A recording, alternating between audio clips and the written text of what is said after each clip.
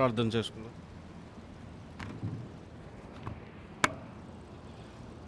ప్రార్థన చేసుకుందాం. తల్లు వంచుకొని. దయగల దేవ, కృపల తండ్రి, ఈ సాయంత్రం సమయము నీ పరిశుద్ధ సన్నిధానంలో మేమందరం నిలవబడి నీ వాక్యము ధ్యానించటానికి సిద్ధము చేయనగా దేవా, మా ఆలోచనలు, మా మనస్సులు, మా దృష్టి సమస్తము నీ వైపు కేంద్రీకృతం చేసుకోవటానికి సహాయం చేయండి. మేము కాదు, మా ఘనత కాదు, మా గొప్పతనం కాదు,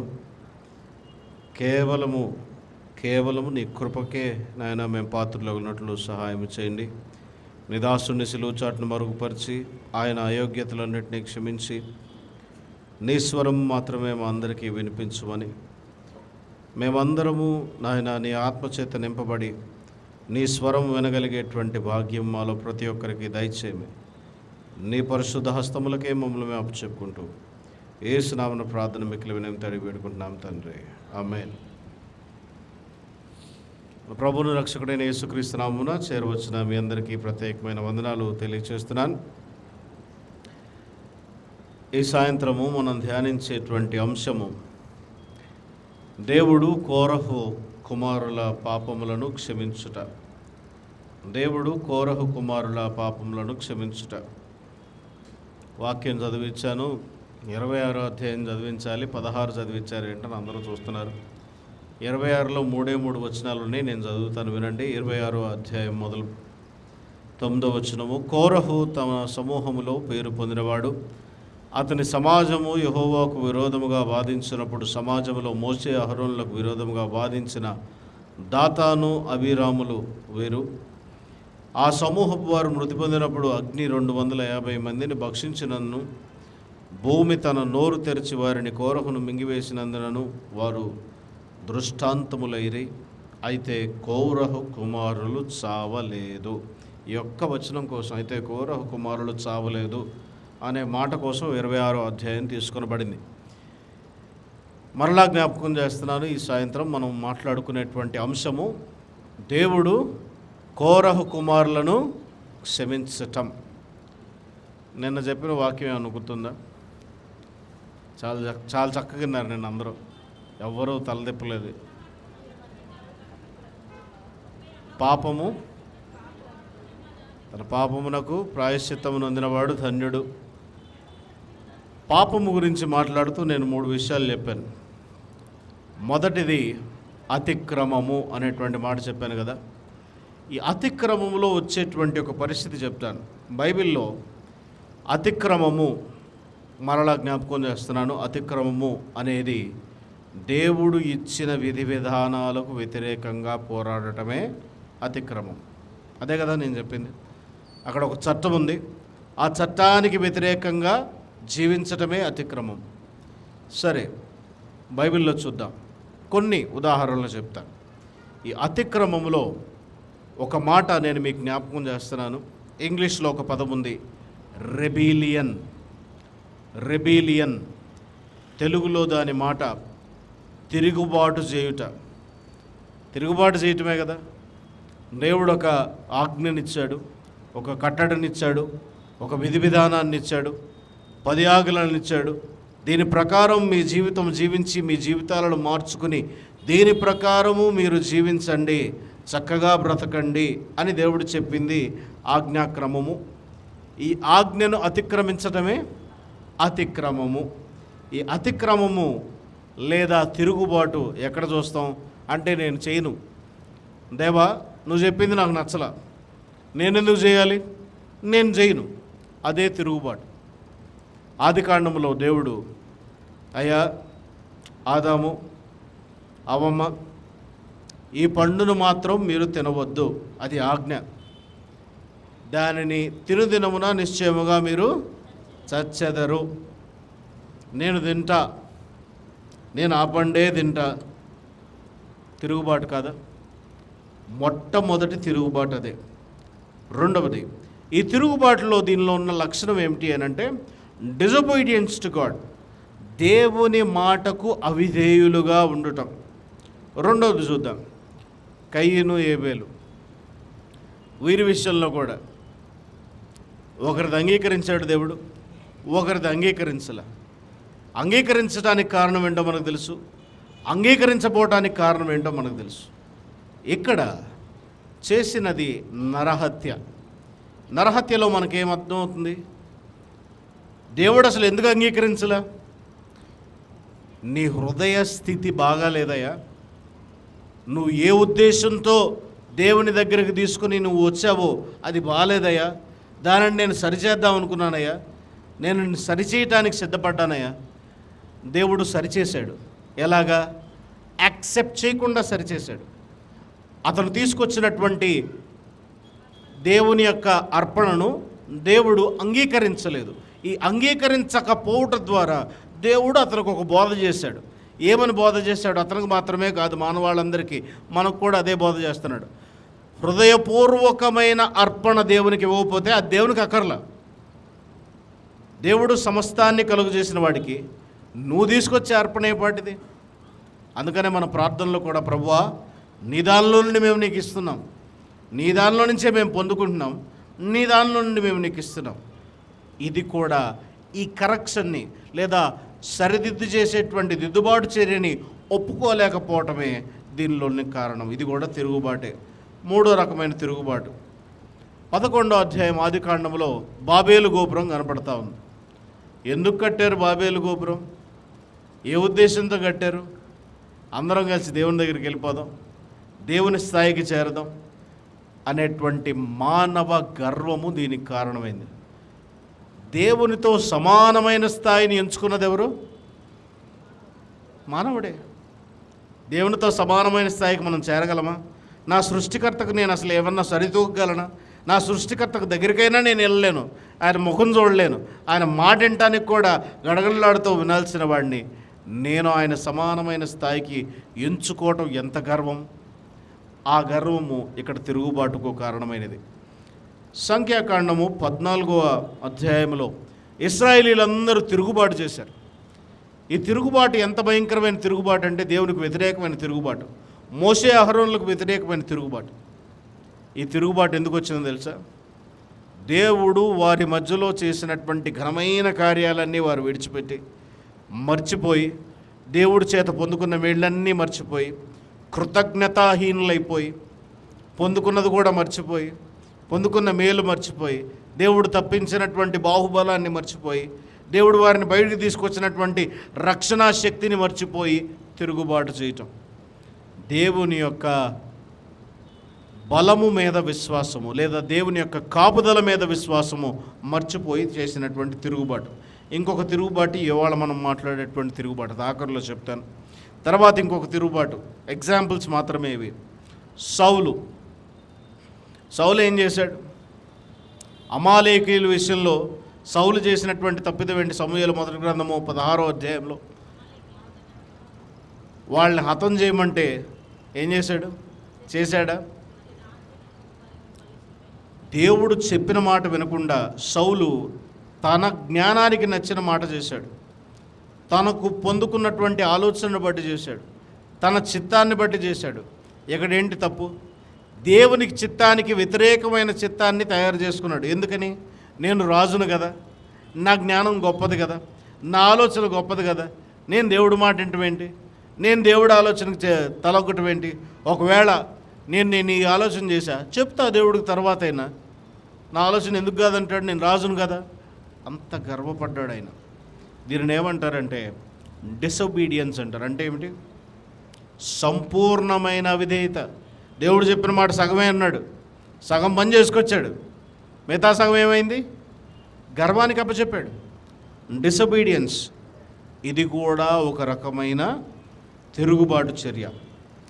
అబ్షాలోము, సమూయేలు 2వ గ్రంథము 15 నుంచి 18 అధ్యాయాల్లో మనం చూస్తే అబ్షాలోము దావీదుకు వ్యతిరేకంగా మారిపోయి దావీదును అవమానపరిచి అందరూ చూస్తుండగా చేయకూడనటువంటి తప్పులన్నీ చేసి he is making a political revolt, రాజకీయపరమైన తప్పిదం చేస్తున్నాడు. సౌలు కూడా చేసింది అదే. దావీదును దేవుడు అభిషేకించాడు సమూయేలును పంపించి. సౌలు యాక్సెప్ట్ చేయాలి, యాక్సెప్ట్ చేయకపోగా ఏం చేశాడు? ఒక రాజును నేను ఉండగా, ఒక రాజును నేను బ్రతికొండగా ఇంకొక రాజును దేవుడు చేస్తాడా? ఇప్పుడు ఇతని కోపం ఎవరి మీద? దావీదు మీదనే మనకు కనపడతా ఉంది. అభిషేకించిన దేవుడి మీద కాదా? అభిషేకించిన ప్రవక్త మీద కాదా? సమూయేలు మీద కోపం రాలేదు ఆయనకి? దావీదు ఒక ఇన్స్ట్రుమెంట్ మాత్రమే, మధ్యలో ఒక మధ్యవర్తి మాత్రమే. ఎవరెవరి మీద కోపం అయింది? దేవుడి మీద కోపం, సమూయేలు మీద కోపం, ఆఖరి ఎక్కడో ఒక చిన్న పావు దావీదు మీద కోపం. నా స్థాయిని ఎక్కడ తీసుకుంటాడా అని. అబ్షాలోము ఎట్లాంటి పాపం చేస్తున్నాడు? తండ్రి బ్రతుకున్నాడు, తండ్రిని దేవుడు అభిషేకించాడు, ప్రవక్తను పంపించాడు. దేవుని ఇంటర్వెన్షన్ అంటే దేవుడు చేసేటువంటి పనిని అడ్డుపడి నువ్వు కాదు నేనే రాజునవుతానని ఒకలాంటి తిరుగుబాటు తీసుకొచ్చాడు. ఆయన తీసుకొచ్చిందేమో పొలిటికల్ రివాల్ట్ అగెయిన్స్ట్ గాడ్. యెషయా గ్రంథము, ఇర్మియా గ్రంథంలో చాలాసార్లు తిరుగుబాటు అనే మాట మనం చూస్తూ ఉన్నాం. నా ప్రజలు తిరుగుబాటు చేసిన వారుగా ఉన్నారు, వ్యభిచారం చేసిన వారుగా ఉన్నారు, నా మాటకు ద్రోహులుగా వారు ఉన్నారు అనే మాటలు మీరు చూసారా? ఎందుకంటున్నాడు దేవుడి మాట? వారు వ్యభిచారులైరి, తమ దేవుడిని విడిచిపెట్టిన జనులుగా, దేవుణ్ణి విడిచిపెట్టి ఎక్కడెక్కడెక్కడో తిరుగుతూ వేరే దేవతలను వేరే దేవుళ్లను వారు తెచ్చుకుని తిరుగుబాటు చేసి విగ్రహారాధన వలన తిరుగుబాటు చేసిన ప్రజలుగా ఉన్నారు. అపోస్తలుల కార్యముల గ్రంథము 4వ అధ్యాయంలో ఇక్కడ క్రీస్తు వ్యతిరేకించబడుతున్నాడు. క్రీస్తును అంగీకరించలేకపోతున్నారు, క్రీస్తును తెలుసుకోలేకపోతున్నారు, క్రీస్తును యాక్సెప్ట్ చేయలేకపోతున్నారు. He was the person who is rejected. ఆయన తృణీకరించబడిన వాడుగా అయిపోతున్నాడు. ఆయన పాపుల రక్షణ కోసం ఈ లోకంలోనికి వచ్చిన వాడని తెలుసుకుని కూడా ఆయన స్వకీయులే ఆయనను అంగీకరించలేదు. ఇది కూడా తృణీకారమే కదా, ఇది కూడా వ్యతిరేకంగా పనిచేయటమే కదా, ఇది కూడా రెబిలియనే కదా, తిరుగుబాటే కదా. ఈరోజు మనం మాట్లాడుకునేటువంటి మాట, కోరహు కుమారులను దేవుడు క్షమించాడు. బాగుంది, కానీ 16వ అధ్యాయంలో మనం చూద్దాం ఒక్కొక్క వచనం. ఇక్కడ కోరహు అనేటువంటి ఒక వ్యక్తి ఉన్నాడు. ఈయన ఎవరంటే లేవీకి మునుమనవడు, కహాతుకు మనవడు, ఇస్హారు కుమారుడునకు కోరహు. ఈయన ఏం చేశాడంటే ఇశ్రాయేలీలో పేరు పొందిన సభికులను, సమాజ ప్రధానులనైన 250 మందితో మోషే దగ్గరికి ఎదురుగా నిల్చుని ఆయన ఒక ప్రశ్న అడుగుతా ఉన్నాడు. మోషే అహరోనులకు విరోధముగా పోగుపడి, మీతో మాకిక పని లేదు, ఈ సర్వ సమాజంలో ప్రతివాడు పరిశుద్ధుడే, యెహోవా వారి మధ్యనున్నాడు, యెహోవా సంఘము మీద మిమ్మును మీరేలా హెచ్చించుకొనుచున్నారు. ఇది చాలా భయంకరమైనటువంటి విషయం. మన కళ్ళకి చాలా అందంగా కనపడుతూ ఉంటుంది. ఏం తప్పు అడిగారు? తప్పేం అడిగారు? తప్పేం లేదుగా. ఏంటి మోషే అహరోను మీరేనా, మాకెవరికి వద్దా? ఇవన్నీ కామన్గా వచ్చేటువంటి ప్రశ్నలు, సంఘంలో తలెత్తే ప్రశ్నలు, గుడుల్లో వచ్చేటువంటి ప్రశ్నలు. మోషే అహరోనులు మీ ఇద్దరేనా ఏంటి? మమ్మల్ందరినీ కూడా పరిశుద్ధంగా చేశాడుగా, ప్రియబిడ్డలను పిలుస్తున్నాడు కదా, స్వకీయ జనాంగం అంటున్నాడు కదా, నా పెద్ద కుమారుడు అంటున్నాడు కదా, మీరేనా ఇంటి గొప్పోళ్ళు అంటే బైబిల్ అర్థం కాని వాళ్ళందరికీ ఇది చాలా అందంగా కనపడుద్ది. పెద్ద తప్పు కాదేమో వాళ్ళు అడిగింది అని. బైబిల్ బాగా చదివితే నిర్గమాకాండంలో చూసిన, లేవీకాండంలో చూసిన దేవుడు యాజకులని ఎంత గొప్పగా హెచ్చించాడు. యాజకులు మాత్రమే ఎందుకు యాజక సేవా పరిచర్య చేయాలి, యాజకులు మాత్రమే దేవుని సన్నిధిలోనికి లేదా అతి పరిశుద్ధ స్థలంలోనికి రావాలి, యాజకులు మాత్రమే దేవునికి మానవునికి మధ్యలో మధ్యవర్తిగా బలులను అర్పించడానికి, దేవుని సన్నిధిలో బలులు తీసుకురావటానికి, దేవునికి మానవునికి మధ్య మధ్యవర్తిగా ఉండి అపరార్థ పరిహారార్థ బలి అర్పించడానికి ఏ జంతువునైతే తీసుకొస్తారో దాని మీద వారు చేతులు పెట్టి ప్రార్థన చేసి ఈ వ్యక్తి మీద ఆ రక్తాన్ని స్ప్రింకిల్ చేసి ఇదిగో మీ పాపములు పరిహరించబడినవి అని చెప్పటానికి అధికారం వారికి మాత్రమే ఉంది. అవునంటారు కాదంటారు? నిర్గమాకాండంలో చెప్పాడు, లేవీకాండంలో చెప్పాడు, యాజకులను దేవుడు హెచ్చించాడు. కోరహు అనేవాడు ఒక బయలుదేరాడు. ఎవరైనా లేవీకి మునుమానుడు అంటే అదే జాతిలో పుట్టినాడు, మాకు రైట్ లేదా? నువ్వు ఒక్కడవే హెచ్చించబడాలా? నువ్వు మోసేనే గొప్పవాళ్ళ ఏంటి? నీ మీదే దేవుని ఆత్మ ఉంటుందా ఏంటి? మేము మాట్లాడితే మా దగ్గరికి రాలేడా? మేము ప్రార్థన చేస్తే మా దగ్గరికి రాలేడా? యాజకత్వము ఎంత గొప్పదో ముందు మనం అర్థం చేసుకోవాలి. మెల్కీసెదెకు అనేటువంటి వ్యక్తి పేరు విన్నారా? ఈ యాజకుడు ఎంత గొప్పవాడంటే అబ్రహాము కొరకు ప్రార్థన చేస్తే అబ్రహాము ఆశీర్వదించబడ్డాడు. అబ్రహాం ఆయన దశంభాగం కూడా తీసుకెళ్ళి ఆయనకి ఇవ్వటం మనం చూస్తామంట. అంటే ఈ మెల్కీసెదకు రాజు యాజకుడు, యేసుక్రీస్తు ప్రభుల వారు రాజు యాజకుడు, అహరోను యాజకుడు, మోషే దేవుని ప్రతిరూపముగా ఈ లోకములో ఉంచబడి అహరోనుకి, మిర్యాముకి, జనాంగానికి అందరికీ గొప్ప నాయకుడిగా ఉన్నవాడు. మరలా మీకు జ్ఞాపకం చేస్తాను, మిరియాము విషయంలో ఏం జరిగింది? ఎందుకు వచ్చింది? మిరియామంతటిదే ప్రవక్తి, ఆమంతటిదే వచ్చి ఏమడుగుతుంది? ఇతను మాత్రమే గొప్పవాడా? మేము గొప్పవాళ్ళం కాదా? మేము చేయొద్దా? దేవుడు అతనితోనే మాట్లాడతాడా? నాతో మాట్లాడలేడా? నా ద్వారా పలికిచ్చాడు కదా ఇప్పుడు దాకా ప్రవచనాలు. హూ ఈజ్ మోసెస్ అని అడుగుతుంది. ఆమెకు కలిగిన కోపాన్ని బట్టి. ఆమంతటి వ్యక్తికే అంత జరిగితే కోరహు అనేవాడు బయలుదేరి 250 మందిని బయలుదేరి వెనకాల పెట్టుకుని వచ్చి మోషేకి, అహరోనుకి వ్యతిరేకంగా వచ్చి ఏమని అడుగుతున్నాడు ఇక్కడ? నువ్వు మాత్రమే హెచ్చించుకుంటావు ఎందుకు? నీ స్థాయి మాత్రమే గొప్పది ఎందుకు? అడిగినదేమో చాలా లీగల్ క్వశ్చన్ లాగా మనకు అనిపిస్తూ ఉంటుంది. చాలా జాగ్రత్తగా గమనించాలి. ఈరోజు కళ్ళకి అందంగా కనపడే, అడగటానికి మంచిగా కనపడే అన్నీ కూడా మంచివి కాదు. ఇక్కడ వీళ్ళు చేస్తున్నటువంటి గ్రేవెస్ట్ మిస్టేక్ ఏమిటంటే they are moving against the will of God. దేవుని యొక్క ఏర్పాటుకు వ్యతిరేకంగా, దేవుని యొక్క న్యాయ తీర్పుకు వ్యతిరేకంగా, దేవుని యొక్క ప్రత్యేకతకు, ప్రత్యేకమైన ఏర్పాటుకు వ్యతిరేకంగా వీరు పోరాడుతున్నారు. ఇంగ్లీష్లో ఒక్క మాటలో చెప్పాలంటే they are fighting against the authority of God. దేవుని ప్రభుత్వానికి వ్యతిరేకంగా పోరాడుతున్నారు.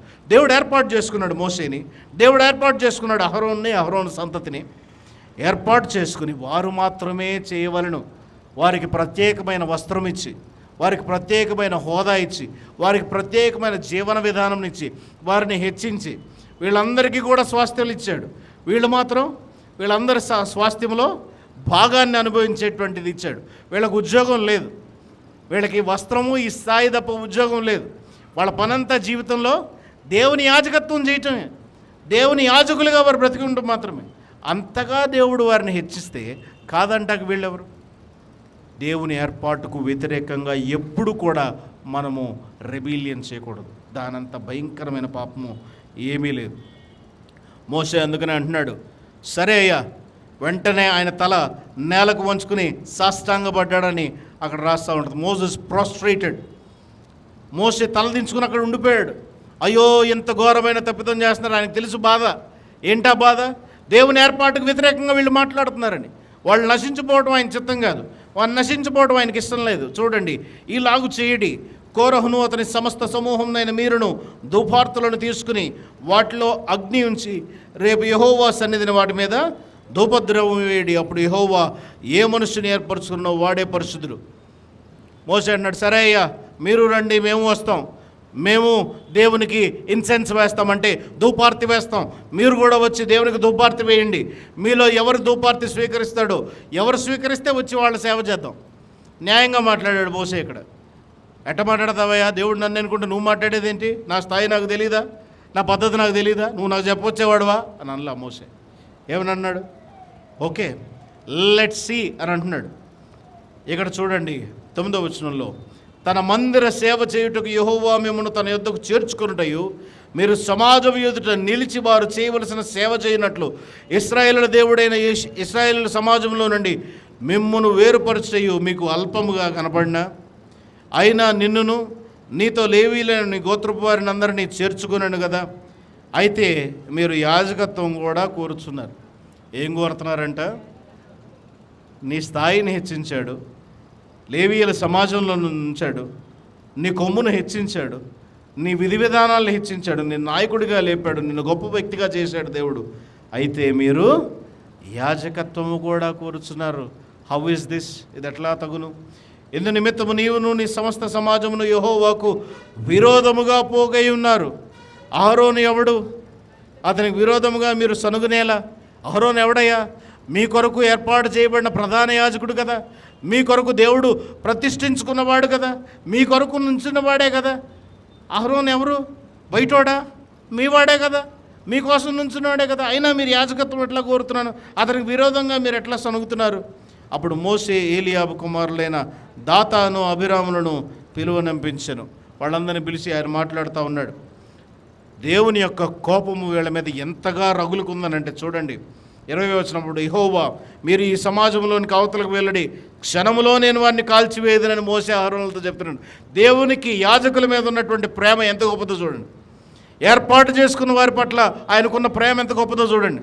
ఒక్క నిమిషం తప్పుకో మోసే, నువ్వు అహరోను బయటికి వెళ్ళి మొత్తం ఒక్కసారి వీళ్ళందరినీ నాశనం చేస్తానన్నాడు దేవుడు. అంతకుముందు కూడా అన్నాడు, అయ్యా ప్రభువా కాపాడయ్యా వీళ్ళని, వీళ్ళ మీద నీ కోపం తెచ్చుకోవద్దు, వీళ్ళ మీద నీ కోపం తెచ్చుకోవద్దు.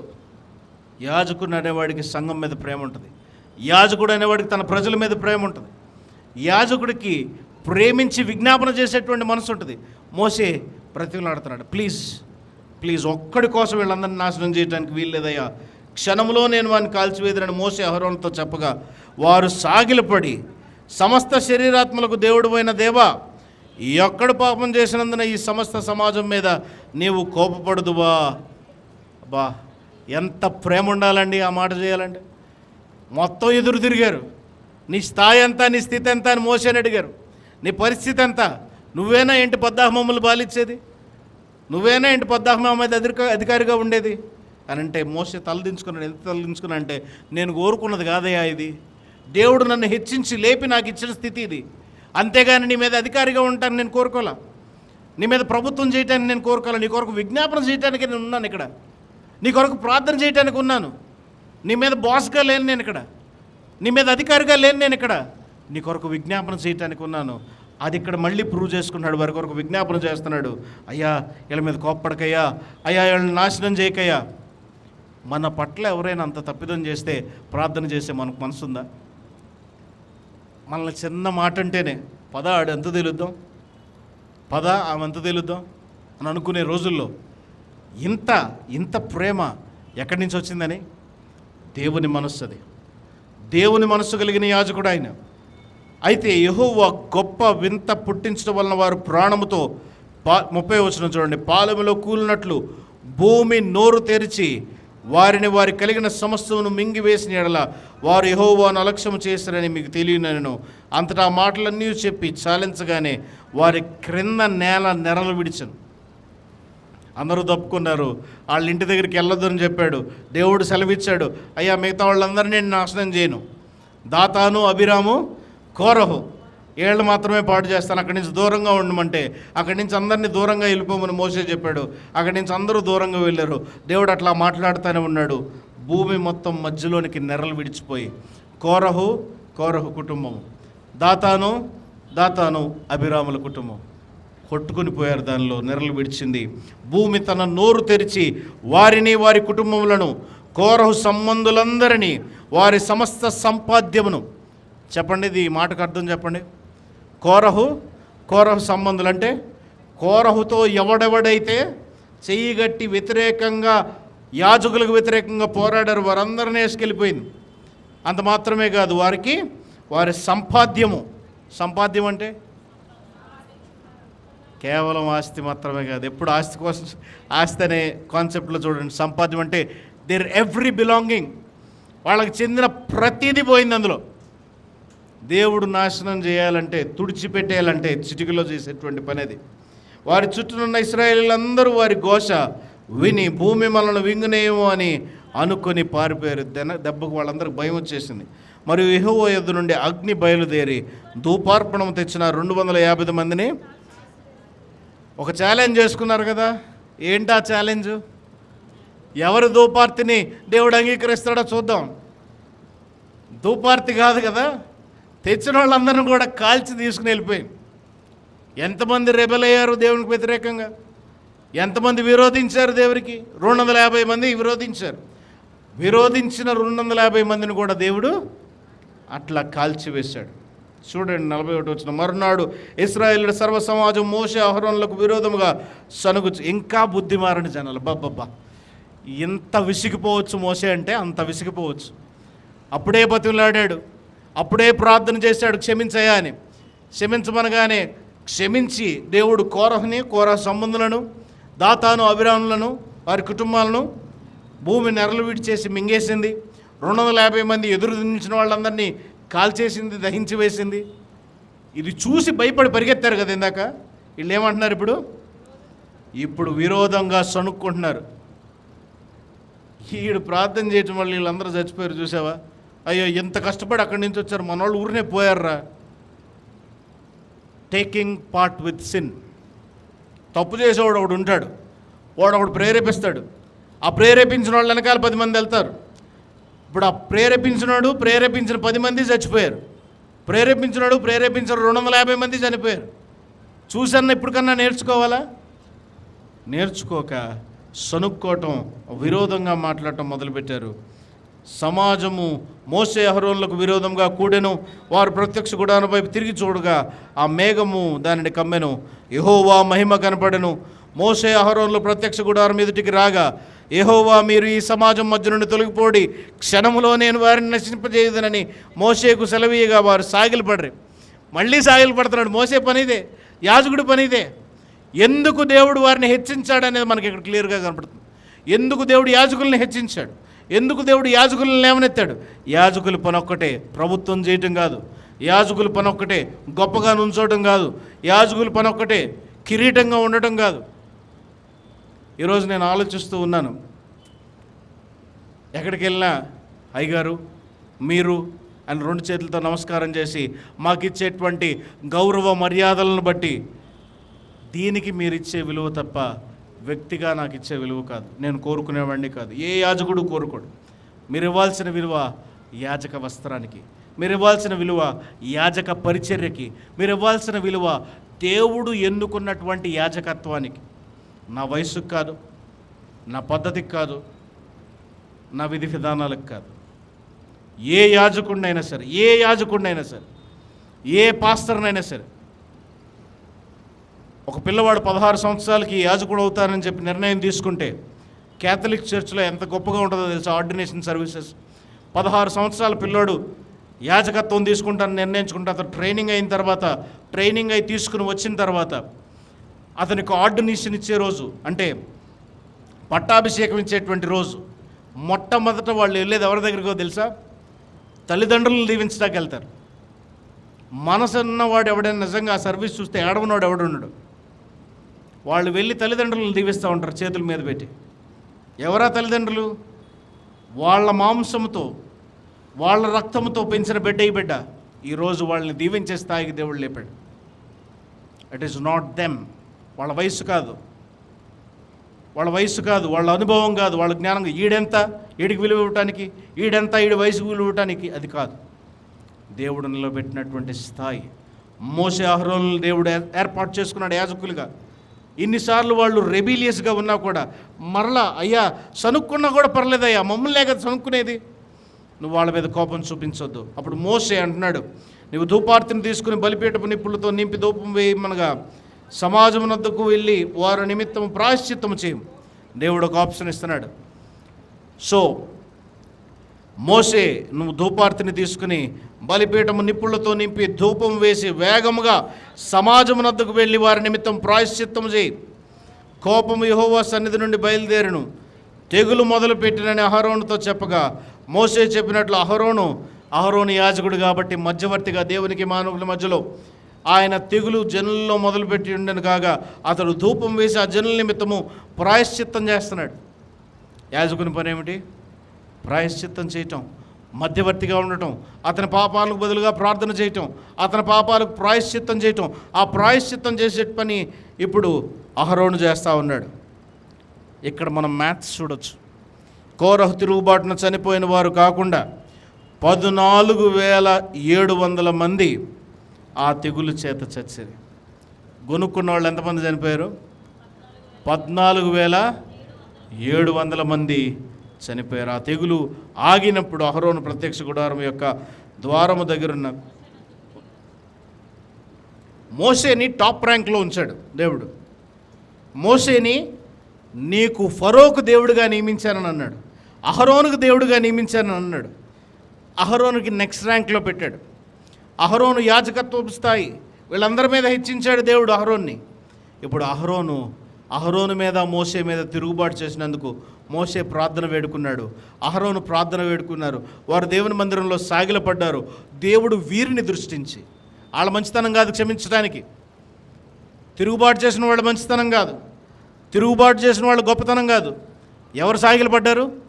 మోషే అహరోనులు సాగిపడ్డారు.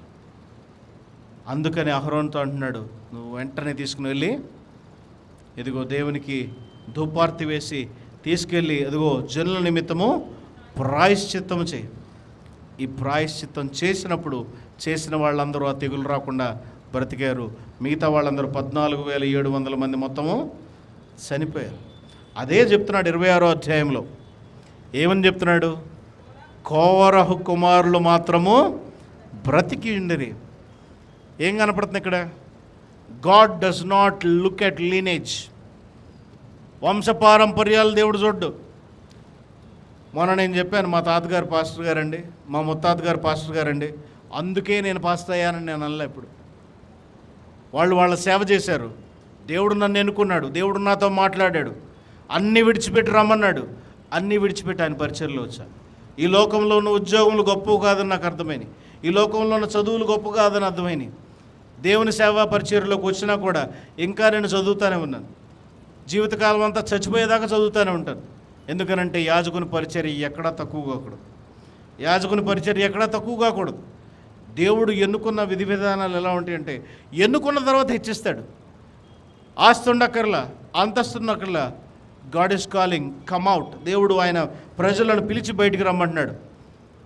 వాళ్ళ తాత ముత్తాతలను బట్టి కోరహ కుమారులను కూడా దేవుడు ఏం చేయాలి?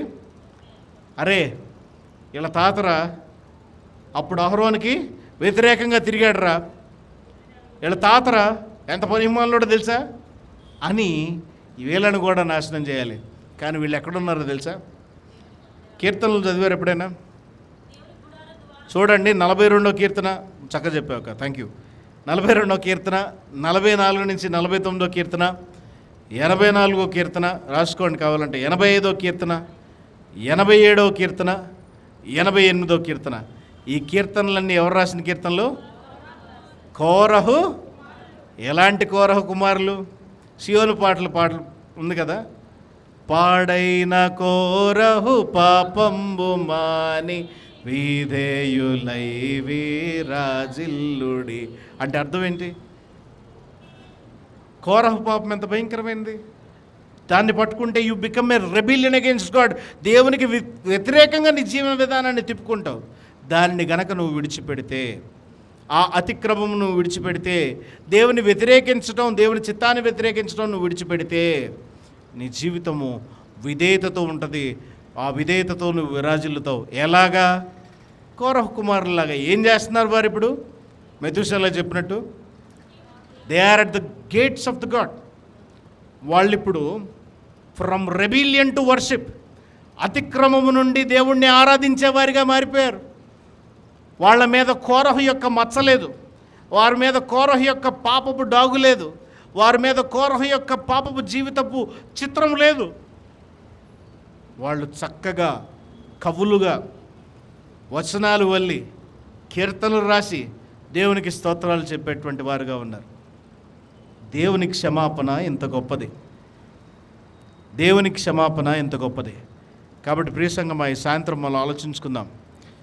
మన మీద దేవుని కృప ఉంటే, ఆ కృపను బట్టి ఎంత భయంకరమైన పాపపు డాగు మన చరిత్రలో వెనకాల ఉన్నా అది తుడిచిపెట్టి దేవుడు మనల్ని రక్షించడానికి సిద్ధముగా ఉన్నాడు. కాబట్టి ఈ సాయంత్రము ఒకటి అర్థం చేసుకుందాం. ఒక చిన్న కథ నేను చెప్తాను. యూరోప్లో ఒక కెథీడ్రల్ ఉందంట.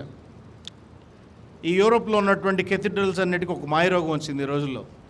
ఏంటా మాయరోగం అంటే, దానిని మెయింటైన్ చేయడం ఇష్టం లేక సంఘాలందరూ భయంకరమైనటువంటి మోడర్న్ వర్షిప్కి ఇష్టపడిపోయి వెళ్ళిపోతూ ఉన్నారు. ఈ మోడర్న్ వర్షిప్లో ఏముంటుందంటే, చెప్పా కదా మీకు, డ్రమ్ము కొట్టినంతసేపు ఉత్సాహం, డ్రమ్ము కొట్టినంతసేపు ఆనందం, డ్రమ్ము కొట్టినంతసేపు పరవశం, డ్రమ్ము కొట్టినంతసేపు ఆత్మ. డ్రమ్ ఆగిపోనే ప్రార్థన లేదు, ఆత్మ లేదు, ఉత్సాహం లేదు, ఊపు లేదు, ఏమీ లేదు. ఇలా చర్చెస్ అన్నీ కూడా మెల్లిమెల్లిగా ఖాళీ అయిపోతున్న ఒక చర్చ్లో ఒక చర్చ్ పరిస్థితి ఏమిటంటే, డెమాలిష్ చేయాల్సినటువంటి పరిస్థితి వచ్చింది. పాత చర్చిలు మీరు ఎప్పుడైనా చూస్తే దానిలో పైప్ ఆర్గన్ ఉంటుంది. పైప్ ఆర్గన్ అంటే దాదాపు ఒక బిల్డింగ్ ఎత్తులో 4-5 అంతస్తుల ఎత్తులో పెద్ద పెద్ద గొట్టాలుండి ఆ గొట్టాల కింద పియానోకి కనెక్ట్ చేయబడతాయి. ఇది ప్లే చేసినప్పుడు ఆ గొట్టాల్లోని సౌండ్ వస్తుంది. చర్చిలో ఉంటుంది అనమాట. అది ఒక్కటి తప్ప ఆ చర్చ్ అంతా పడగొట్టేశారు. పడగొట్టేసిన తర్వాత చాలా కాలం తర్వాత ఆ పీస్ని మాత్రం వాళ్ళు చాలా జాగ్రత్తగా భద్రపరుచుకున్నారు. మళ్ళీ వాళ్ళు సంఘంగా సమాజంగా కూడుకుని చర్చ్ కట్టిన తర్వాత ఆ చర్చ్ మధ్యలో దీన్ని నుంచోబెట్టారు ఆ సెంటర్ పీస్గా. వాళ్ళు చెప్పింది ఏంటంటే, this stands as a testimony, ఇది ఒక సాక్ష్యంగా నిలుస్తుంది. కోరహు కుమారులు కూడా ఈరోజు సాక్ష్యంగా నిలుస్తూ ఉన్నారు. వాళ్ళ కుటుంబం అంతా నెరలు విడిచిపోయి వెళ్ళిపోయినప్పుడు their faith stood as a testimony. ఈరోజు దేవుడు మనల్ని ప్రశ్నిస్తూ ఉన్నాడు, నీ విశ్వాసం ఏంటి, నీ భక్తి ఏంటి? మోషే అహరోన్లా క్షమించే పరిస్థితిలో ఉన్నావా? కోరహులాగా ఎవరైతే దేవునికి వ్యతిరేకంగా రెబిలియన్ చేస్తున్నారో వారికి వ్యతిరేకంగా ఉన్నావా? లేదా తప్పును ఒప్పుకొని పాపాన్ని ఒప్పుకొని నిజమే మా బ్రతుకు తప్పుదెంలోనే ఉన్నది కానీ మేము ఒప్పుకుంటున్నామని ఒప్పుకుని దేవుని దగ్గరికి వచ్చేటువంటి ప్రజలుగా మనం ఉన్నామా? ఇదంతా దేనివల్ల జరిగింది? ఒక్క మాటలో చెప్పండి. ఎంతసేపు ప్రసంగం విన్నారుగా. అవిధేయత, అతిక్రమం సబ్జెక్టే అతిక్రమము. ఓకే, గర్వం కదా. కోరహు గర్వపడ్డా? నువ్వేనా ఏంటి? ఈ గర్వము మనల్ని ఎప్పుడు కూడా దేవుని యొక్క ఉద్దేశాన్ని అర్థం చేసుకోకుండా చేస్తూ ఉంటుంది. రెండవది, దేవుడు ఏర్పాటు చేసుకున్నటువంటి యాజకులనే కానీ దేవుడు ఏర్పాటు చేసుకున్నటువంటి నాయకులనే కానీ మనం తప్పు పట్టకూడదు. ఎవరి జీవితం ఎందుకో నా గురించే చెప్తా. ఒకానొక అధికారిని దేవుడు ఏర్పాటు చేసుకున్నాడు. ఆ అధికారిని ఏర్పాటు చేసుకున్నప్పుడు నేను చాలా మదనపడ్డా. నీ ప్రణాళిక ఏంటయ్యా ఎంత భయంకరంగా ఉంది? నీ ఆలోచన ఏంటయ్యా ఎంత భయంకరంగా ఉంది? అసలు అట్లా చేసావు నువ్వు? కొన్ని రోజులు నేను అన్నం తినలా. This is not good. సమాజానికి ఇది పనికొచ్చేది కాదు. నీ ఆలోచనకి ఇది పనికొచ్చేది కాదు. ఎవరికి పనికిరాని నిర్ణయం ఎట్లా తీసుకున్నాడు దేవుడు? అంటే దేవుని ప్రణాళికను అర్థం చేసుకోవడానికి ప్రయత్నం చేయటం కాదు ఇది. దేవుని జ్ఞానాన్ని క్వశ్చన్ చేయటం, దేవుని ఆలోచనను క్వశ్చన్ చేయటం. ఎంతకాలం నేను మదనపడ్డానో అంతకాలం నేను బాగుపడలా. దేవుడు ఏర్పాటు చేసుకున్న నాయకుల్ని, దేవుడు ఏర్పాటు చేసుకున్న యాజకుల్ని, అందుకే ఎవరి గురించో చెప్పను, నా గురించి ఎగ్జాంపుల్ చెప్పుకుని మళ్ళీ నన్ను అంటారు, నాకు తెలుసు. కబాలన దేవుడు ఏర్పాటు చేసుకున్న వాడిని అనే ముందు 100 సార్లు ఆలోచించాలి. యాజకులకు కూడా ఉండే భయం ఏంటో తెలుసా? రోజు వెళ్ళే ముందు ప్రార్థన చేసుకునే ప్రార్థన ఏంటంటే, నా పక్షాన్ని ఎవరైనా తప్పు చేస్తే దయచేసి వాళ్ళని మరణం దాకా తీసుకెళ్ళొద్దు, దయచేసి మరణాపాయం తీసుకురావద్దు. ఈరోజు నేను ప్రిపేర్ అవుతుంటే చాలాసార్లు నా దుఃఖం ఆపుకోవడానికి నేను ప్రయత్నం చేస్తున్నాను. ఈరోజు కోరహు ఎంత వ్యతిరేకమైన పాపం చేశాడంటే, మోషే మోకరించి ప్రార్థన చేస్తూ ఉన్నాడు క్షమించమని. నేను మంచోడనని నేను చెప్పట్లా. మంచోడో చెడ్డోడో పాదిరికి వచ్చేది, పాదిరి తీర్పు పాదిరికి ఉంటుంది. బట్ స్టిల్ దేవుడు ఏర్పాటు చేసుకున్న ఏర్పాటుకు వ్యతిరేకంగా మనం మాట్లాడితే ఖచ్చితంగా దాని పరిణామం మనం చూస్తాం. ఇంకొకటి, దేవుడు వ్యతిరేకతని ఖచ్చితంగా ఆయన జడ్జ్ చేస్తాడు. నువ్వు ఆయన ఆలోచన కానీ, ఆయన చిత్తాన్ని కానీ, ఆయన మంచితనాన్ని కానీ, ఆయన నిర్ణయాన్ని కానీ, వీటన్నిటిని నువ్వు ఎప్పుడైనా వ్యతిరేకిస్తే నీకు వచ్చేటువంటి భయం ఏంటో తెలుసా?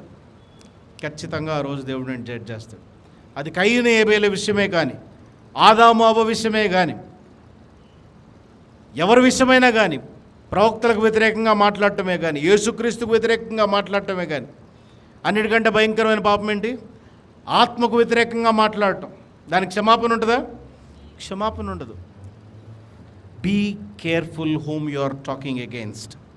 ఆఖరిది, ద పవర్ ఆఫ్ ఇంటర్సెషన్. విజ్ఞాపన చేసేటువంటి వాడి యొక్క శక్తి ఎంత గొప్పది!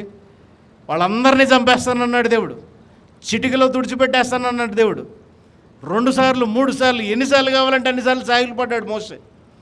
ఎవరి కోసమైనా నీకు వ్యతిరేకంగా ఎవరైనా మాట్లాడితే ఏ రోజైనా మోకరించి వాళ్ళని క్షమించమని ప్రార్థన చేసావా?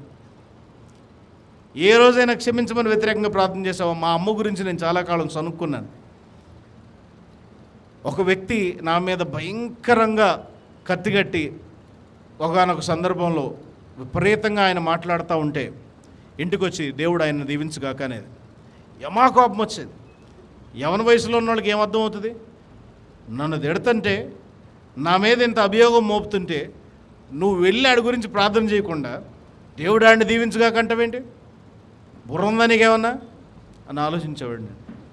But the power of intercession, విజ్ఞాపన జీవితాలను మార్చుది. ఆయన జీవితాన్ని మార్చింది, నా జీవితాన్ని కూడా మార్చింది. విజ్ఞాపన చాలా గొప్పది. విజ్ఞాపన చేయటం నేర్చుకోవాలి మనం.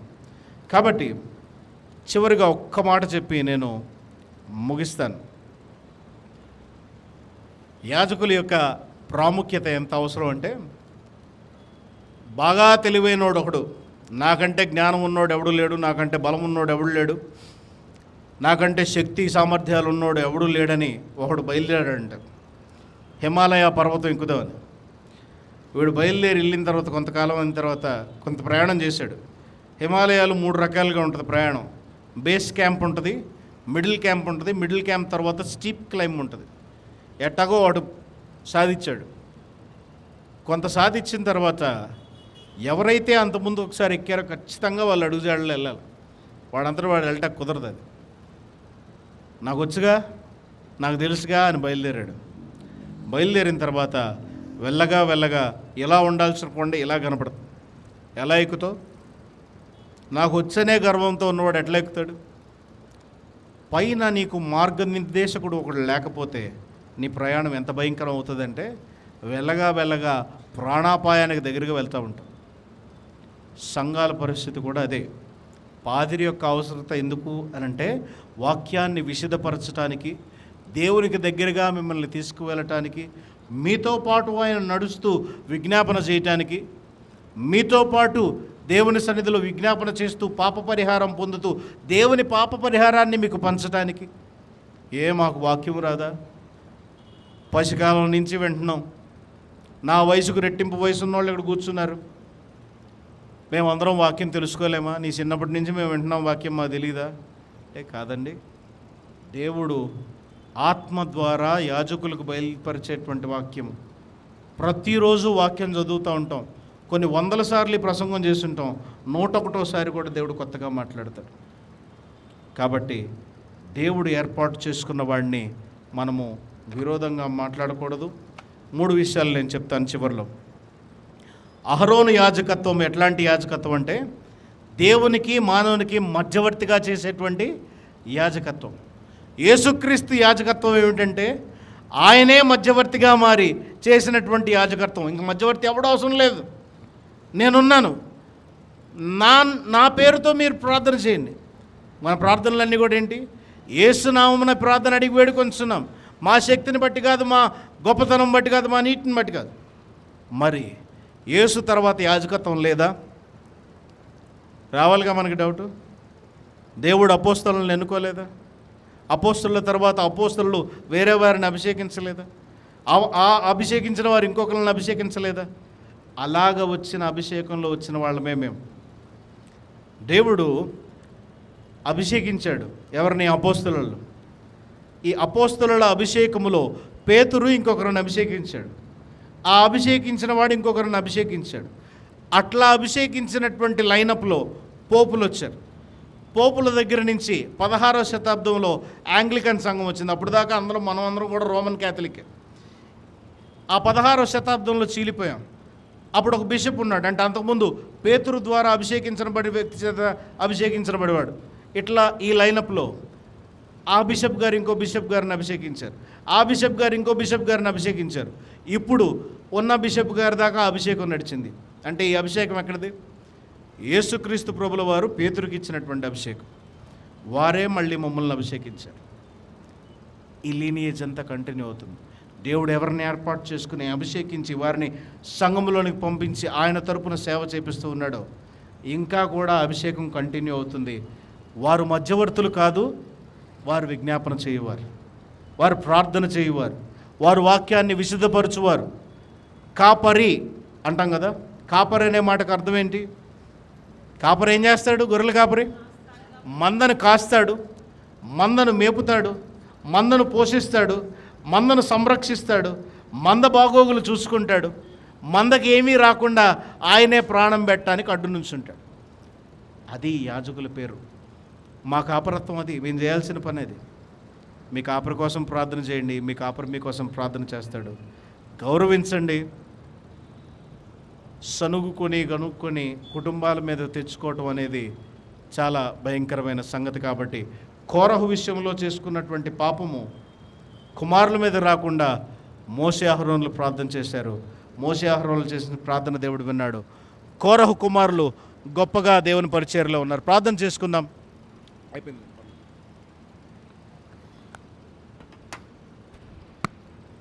ప్రార్థన చేసుకుందాం.